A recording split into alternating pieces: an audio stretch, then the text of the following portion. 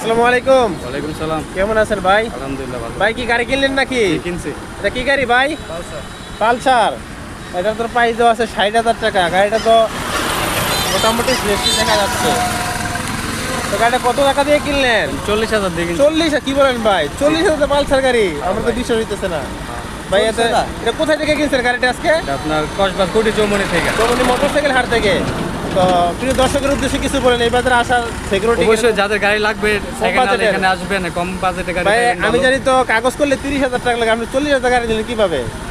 ওই যে চৌমনি বাজার আছে চৌমনি কম দামি বাজার। হ্যাঁ, তো প্রিয় দর্শক, যারা কম বাজেটের একটা নিম্ন বাজেট শখ আছে 20 থেকে 30,000 টাকা গাড়ি ক্রয় করতে পারছেন না, আপনারা কিন্তু চাইলে এই চৌমনি মোটরসাইকেল হাটে আসতে পারেন।